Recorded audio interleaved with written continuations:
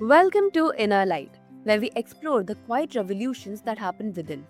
Today's guest, Dylan Bost, is a conscious entrepreneur, designer, and founder who turned burnout into breakthrough, from meditation to plant medicine, from stillness to strategy. Dylan has learned to build Dylan has learned to build not just businesses but inner system rooted in clarity, presence, and truth. Welcome to the show, Dylan. It's such an honor to have you. Thank you so much. Thanks for having me on. So, Dylan, you have said your breakdown was start of your real rebuild. What was the moment when you knew something had to change? It was interesting. I tell this story a lot. I remember before I really, let's say, knew anything, I was running a business. We were doing 4 or 5 million. I had 25, almost 30 employees, and it was a branding marketing business. And, we were doing great, had a fantastic staff, so I had all the check boxes, right? We had hundreds of customers and clients, a beautiful, wonderful family, a beautiful, wonderful staff. And we grew organically and doing fantastic work, winning awards and being received well by customers. And I remember one day I stood in my office and I don't know what brought this on, but I just really asked myself the question, like, what is this for? Why am I doing this? And, it's interesting, these things, I often say that, the result, the thing that happens is never the underlying cause, right? So I didn't have an answer for that question, but it was an existential crisis, right? Because I thought, I have a tendency to, I can, in a wonderful way, I can work through the future and I can see myself. And I thought, in 10 years, no one's really going to care about all of these marketing efforts and these fantastic brands and these, a TV commercial or radio or all this stuff. I said, no one's going to care. All this could go away. And the reality is, what is it doing? And I kind of rationalized that by thinking, well, at the end of the day, we're providing a great service for our clients. We're providing a way for them to excel in their business, and in turn, they have employees. So in one way, it's we're doing all these great things because we're helping employ all these people, right? We're helping our clients deliver wonderful products and services.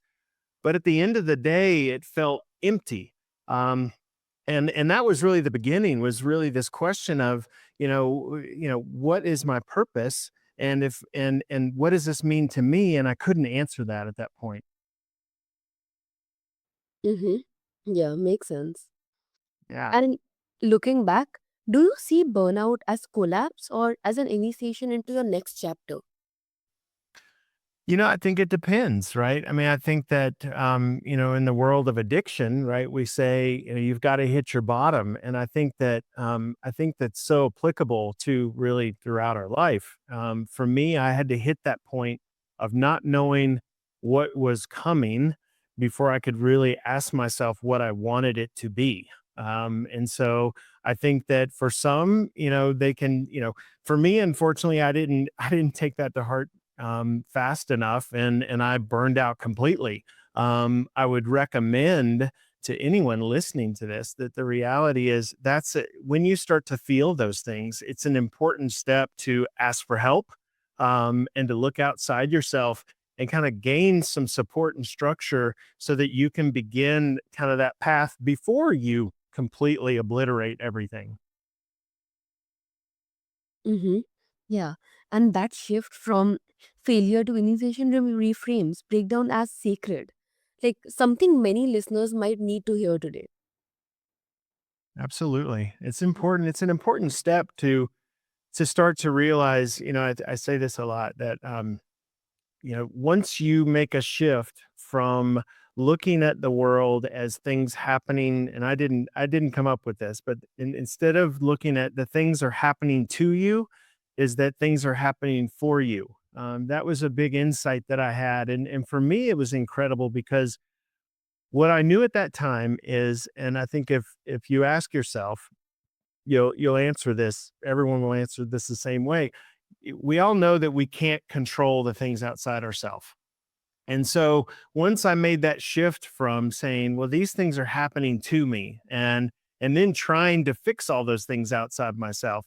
Once I understood and flipped it the other way and said, these are happening for me to understand something. These are messages, these are signals for me to learn. Okay, I behave that way, or I'm operating in a certain way and it's not working. I can't change things outside myself, but you know what I can do is I can really change what's happening inside myself. And once you realize that you have that power, to me, that was a point of real shift because I didn't know how, but I knew I could change me. At that point, I had changed my body. I'd been to the gym and I'd gone from, 240 pounds to 180 pounds. And so that was, I, I, I, I like to explain that it's good to find those examples in your life when you were able to make shifts, and then you simply need to apply those in other areas. So for me, that shift in my body, I said, well, you know what? I did that. So I can definitely make shifts in other parts of my life. Yeah, I love that change in perspective. Yeah, it can be really simple. I've had some really amazing teachers, and one in particular, in the medicine world, and I love this. He said, the only complex thing is to find out that the idea is very simple. And that's true. The only complex thing is to really get yourself out of your own way and to realize that everything comes down to making a decision. We don't try, right? If I say it's self defeating, I'm going to try to do this, I'm going to try and lose weight, I'm going to try and communicate better with my wife and children. I'm going to try to do, that word is self-defeating because even though it sounds great, and we say this, everyone says this in our day-to-day life, right? I'm going to try to be there. I'm going to try to be better, but it really comes down to the simplicity of making a decision. Once you decide to do something, then that's a much more firm focus in your life, right?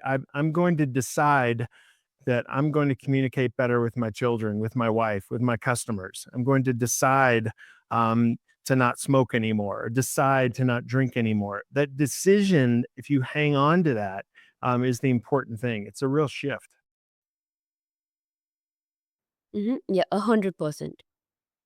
And you speak often about clarity as your most important tool. So, what does clarity really mean to you, and how do you cultivate it daily? I like to say clarity and awareness kind of go hand in hand, because it takes awareness first, to decide what's clear in your life. For me, I like to say, awareness is my drug. Once I have become aware of a certain pattern of mine or a certain behavior, it's very very hard to ignore it. I can, but it takes a lot more energy to make those decisions again. So then that awareness can lead to points of clarity. And I think that a big practice of mine is stillness, mindfulness, meditation, because I've found that in our lives it's very difficult to move to clarity when we're distracted. And how to cultivate, not being distracted is simply being with yourself. It's something that I think we overlook a lot. In fact, I've seen many therapists write. I've been to therapists that the first thing they say is, you know, are you meditating? That's usually one of the first things they say. And I remember, years and years ago, it's, oh yeah, yeah, yeah. Meditation doesn't work, right? Just give me the thing. Give me the thing that's going to fix me. But the reality is, we're not called human beings for nothing, right? We're not called human doings, but we tend to do all the time. We move, we're distracted with our work, with shopping, with TV, with drugs, with alcohol. But the reality is the simplicity of coming back to ourselves and practicing that stillness, so that we can then hear what our body's telling us. Our bodies are incredibly intelligent, yet, and I'm still practicing this every single day. The reality is I spent probably a good 40 years in my head. Our brains are wonderful devices, right? They're incredible computers, but our brains are there to serve a function, just like our heart's there to pump blood. Our stomach is there to process food. Well, our brain is there to solve problems. And if we don't have any problems, then our brain will invent problems. And so, between that distraction and constantly listening to our head, we're always distracted from listening to this wonderful device that's our body. And so that clarity for me comes with once I've practiced enough stillness and mindfulness, and usually in meditation, but then dragging that out. What does that mean, into our lives? Because obviously we can't meditate 24 hours a day. Well, the idea is that these modalities like meditation are there to teach us to connect with that stillness so that we can take that throughout our lives. There's a wonderful Vietnamese monk who passed, I think last year, Thich Nhat Hanh, practices mindfulness and talked about, meditation and mindfulness throughout your life. So instead of just practicing that when we're meditating, right, it's the art of simply walking, that when we're walking, we're aware of our feet touching the ground, step by step, moment by moment. We're aware of then just outside ourselves. What are those things where we take a lot of that for granted, right? So, what I do many times is simply walking around my house, that I walk slower, that I mindfully walk upstairs, that I mindfully, when I walk out a door, that I touch the door handle, turn the doorknob or the door lever, open the door. And it's small things like that that teach your body, teach your mind to slow down. And then it enables you to listen more. Yeah, that's amazing. And do you believe clarity is something we find in stillness or something we create through consistent practice? Well, I think it's both. I think for me, it's I find that it's yeah, I get this is a it's a circle, right? It's that for me, maybe you can find that clarity in many different things, but for me, whether it's meditation or any practices, kung fu, qigong, tai chi, yoga, plant medicines. These things are there to, for me, what I found is that they teach me that something's available to me.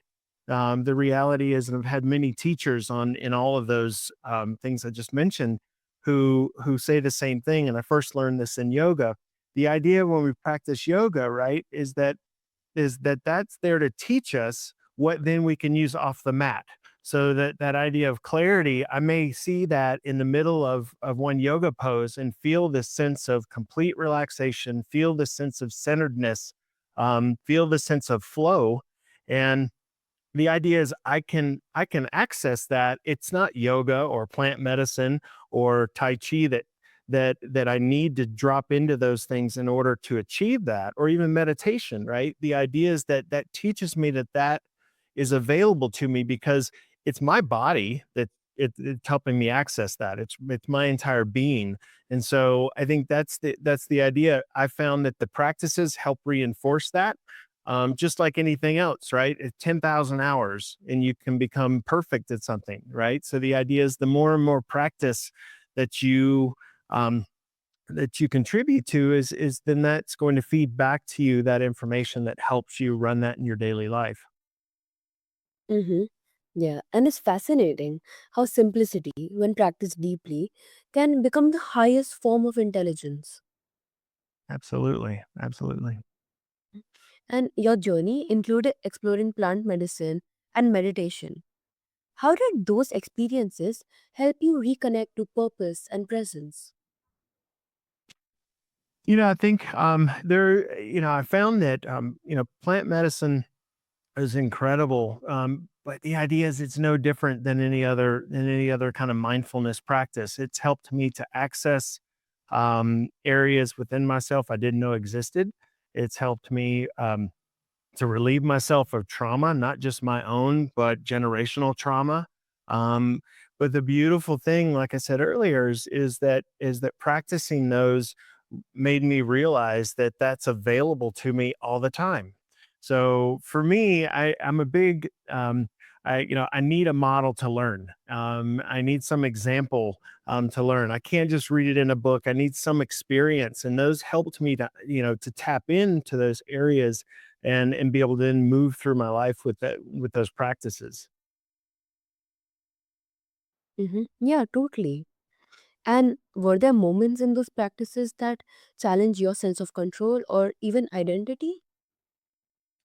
Um, I think so. The idea of they helped me to see where that line of control was and to actually reinforce that I always have control. It's interesting. I've heard other people's experiences. First of all, for instance, in plant medicines, and the thing to remember, along with making sure. So if this becomes someone's introduction into plant medicine, I like to say it's very important to know who you're working with. It's very important to understand where the medicines come from and that they're pure. That all of these plant medicines are thousands of years old in these practices, but the importance is to understand that you're working with someone that's pure of heart. And so I've heard, many experiences where people, think they lost control or maybe they did lose control. And what I've learned though is that I was always in control 100% of the time. Even when I didn't think that I was, it always circled back around to I could say no at any given time. In fact, I've had a couple of experiences where I was walking, for instance, in the middle of the night up to the bathroom, let's say, and off in the distance, we were outside in the jungle.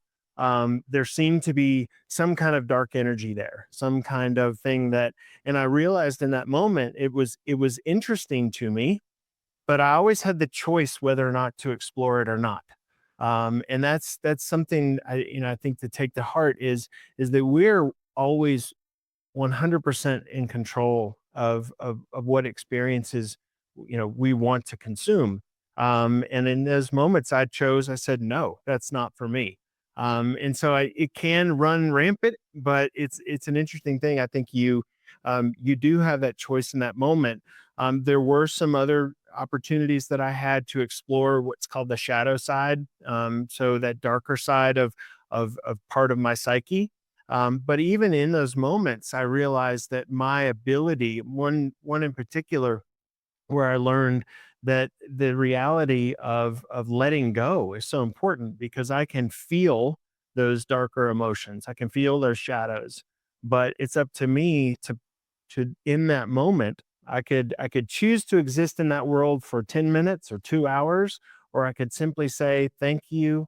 I really appreciate this learning. Goodbye," and let that thing go.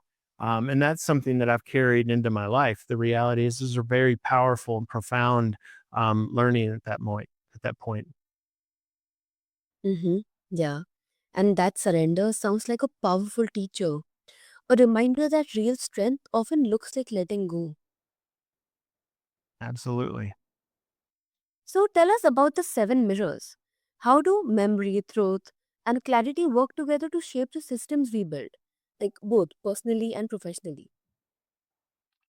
Yeah, so this is something that I'm still working on. I'm about 5 months in, and I hope to finish in the next couple of months. But the seven mirrors, it's a culmination to me that my writings from really all of my experiences throughout my life. Most, I guess, poignantly in the last, let's say, 5 to 10 years, from every kind of teacher that I've had to the books that I've read, the experiences that I've had in the plant medicine world, and what I've really learned is that when again back to when we talk about the universe is happening for us and not to us, um, where does that present itself? Well, it presents itself in the things, the situations that we're in, but it also, when it comes to these mirrors, it comes to it's present in the people that we interface with. So, for instance, you're a mirror with me. I'm a mirror for you. Now that mirror, when I'm in a group of people, may present its way in some form of trigger of trauma. It may present its in some form of joy, but the idea is to see that mirror. So let's say, for instance, we meet someone and we just don't jive with them, right? Where there's just something there that bugs us about that person. In a, in an objective, if we're outside ourselves and we're kind of watching this scenario unfold, the viewer, the third person viewer might say, well, both of those people are perfectly wonderful people. But to us, there's just something. So we get into an argument with that person, right? If we step back from that, what you can learn is there's something in that person. There's a mirror for you. There's some behavior that you have that you're not aware of, but once you see it in the other person, it becomes super profound, right? And I think that's what this book lays out. It lays out these opportunities for us to read from my personal experiences and then kind of map those to the reader's own life and to say, okay, yes, I do. I had that experience with my wife this morning, or with someone at work, or somebody on the street, or the barista in the coffee store, right? I had this situation. And again, the idea is to step back, because I've found that once you start to understand where those mirrors are reflecting, and what behaviors you see in others that are triggers for you, then you can heal those in yourself. And that's really the basis for the book, is teaching through those processes for you to make use of this wonderfully abundant for me. So I have three children, two in their 20s, one teenage boy. And the opportunities for learning are every single day. And when I finally understood that, it changed my life. It enabled me to say, okay, well then I can learn at this exponential rate, because if I handle a situation poorly with my son, I'm going to have another opportunity in the next 15 minutes, because the same thing's going to happen. So I can either keep pushing that big boulder up the hill, or I can realize what mirror he's reflecting for me, what behavior, um, what opportunity I have to make a change, and then I can address it. I can heal that in me and I can move forward. Yeah, that's great. And is there one mirror that people tend to resist the most? And what does that resistance reveal?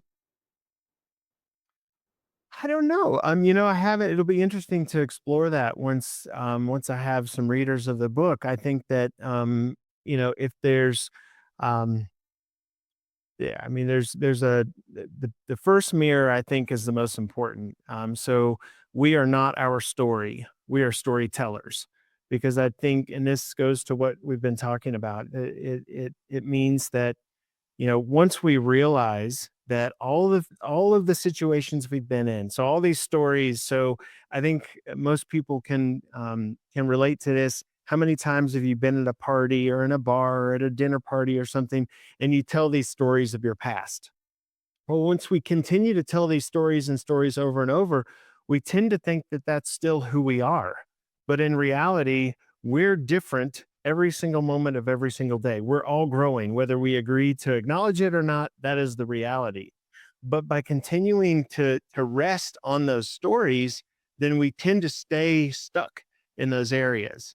And so I think that's one of the most important, to realize that, because it's the gateway to all of the other mirrors, is to realize, okay, I do have control, not only control, but I'm actually a completely new and different person today. This can become really present. And I think maybe some can relate to this, that if you move to a different state, or a different country, um, or let's even say you take an elongated trip there, you take a long vacation somewhere. If you think about it, you can be whoever you want in that moment. And and and the reality is, that's the same whether you move to a different country or whether you stay in the same place. You are a different person, right? So you can choose to make those changes in your life and be the person that you want to be at any point. hmm Yeah, I love that. It's like turns self awareness into architecture, building from the inside out. Hmm. Exactly. So, Dylan, thank you for reminding us that breakdowns aren't the end, they are the blueprint.